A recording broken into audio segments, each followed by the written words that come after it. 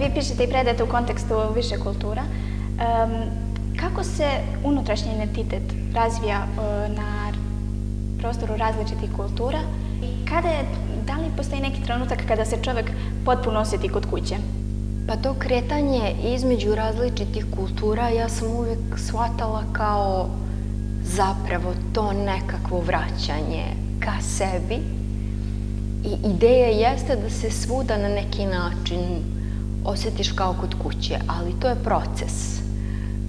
I uobičajeno je da kad se sretnemo sa novim kulturama koje su nam nepoznate, ljudi kažu da nekad dožive neku vrstu kulturnog šoka. Međutim, nakon upoznavanja i empatije pre svega, dakle ja smatram da je empatija jako važan ne samo ljudski proces, nego i umetnički i pesnički. Kada procesuiramo sve to novo što smo naučili o novim kulturama, u stvari dođemo do ljudskosti, do opšte ljudskog. I gde god da se krećemo, na kraju to ljudsko preovladava i ako stvarno prihvatimo kulture potpuno otvoreno, svuda jesmo kao kod kuće.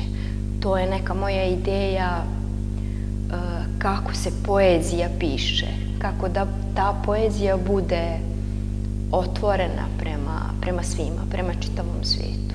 Ko vas je najviše inspirisao i ko vam je najviše pomogao da krenete upravo putem spisateljice? Pa to je teško definisati i nekako čini mi se da se to uvijek kod mene podrazumijevalo. Ja sam u nekim vašim gimnazijskim godinama razmišljala možda i o novinarstvu i o nekim drugim strukama, ali kad nosite neku vrstu talenta umetničkog, teško da se možete udaljiti od toga. I načelno umetnici se do kraja ne izražavaju u potpunosti na druge načine. Dakle, najpotpunije, najdublje se izražavamo kroz umetnost. Mogu da pričam na neke druge načine, ali bukvalno sve što želim da kažem i najdublje razine mog bića, to izlazi kroz poeziju. I onda, ako se udaljimo od tog poziva umetničkog, onda neću reći u životu sve što želim i neću biti ja. Eto tako, dolazi do potrebe za pisanjem koja je neizbežna. Vi u svojim knjigama često spajate univerzalno i lično. Šta je to što je u vašem iskustvu lično, što ste shvatili da je za čitaoca uglavnom univerzalno? Pa ja nekako nastojim da više razmišljam univerzalno. Ako polazim od ličnog, ja sam više tu posmatrač, taj empatični posmatrač drugog. Sad taj drugi može da bude vrlo sličan meni, ako je značajno drugačiji od mene, onda mi je empatija, veći mi je empatijski izazov, da tako to kažem, ali nastojim da svako iskustvo nečije prvo prihvatim kao svoje, tako što ću ga duboko razumeti i prihvatiti čak i ako se ne slažem sa stavovima te osobe, a samim tim ono postaje univerzalno. Jer zapravo ljudska iskustva nikada nisu potpuno izdvojena iz društva kao fenomena. Vi isto pišete o islamskoj književnosti i o filozofiji. I šta je to što današnji čitalac može da najviše shvati i što mu je najbitnije iz klasične duhovne misli? Pa da, taj neki moj put naučnog rada je išao u tom pravcu da sam istraživala uticaj bliskoistočnih književnosti na južnoslovenske prostore, ali i na evropsku književnost. I taj deo književnosti filozofije koji je mene fascinirao, to je uglavnom starija književnost koja jeste oslonjena na duhovnost. ali tu također kada nekako razvijemo sve te simbole i motive, opet dođemo do istih zaključaka, da su i ti pesnici opet tragali za opšte ljudskim, bez obzira u koji neki religijski, filozofski ili duhovni simbol da su to uneli. Dakle, oni su promišljali o istim opšte ljudskim temama kao i pesnici iz nekog drugog kulturnog koda.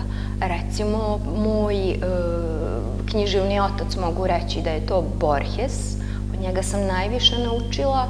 On je u svoj književni tekst unosio kako kabalu, dakle neko jevrejsko kulturno nasleđe i duhovnost, tako i islamsko i hrišćansko, pa i ateističko i egzistencijalizam. Dakle, to su načelno različiti putevi ka suštinski vrlo sličnim temama i potrebama ljudskim.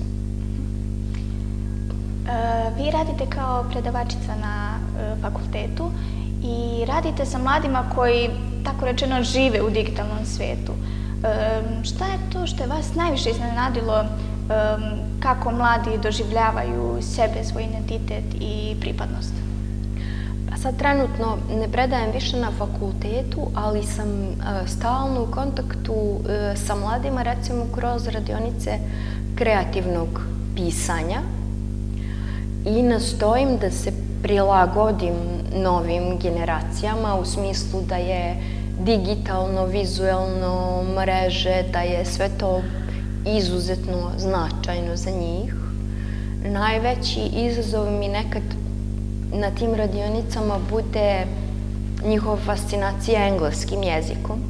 Nekad moramo da prestilizujemo njihove misli, tako da nešto što funkcioniše na engleskom ne funkcioniše na našem jeziku tako dobro. To mi je recimo jedan od izazova kad radim sa tom najmlađom generacijom, ali ja mislim da ono što vas fascinira, ta potreba za vizuelnim i za mrežama, vrlo dobro može da se upotrebi i za književnost i za umetnost, da treba prihvatiti duh vremena, i to su prosto savremene tendencije i književnost može i treba da teži ka tome, da traži neki svoj put, da postoji u digitalnom, na Instagramu, na TikToku, gde god da je potrebno, jer prosto svet se razvija, a umetnost to prati. To je uvek tako bilo. Hvala vam.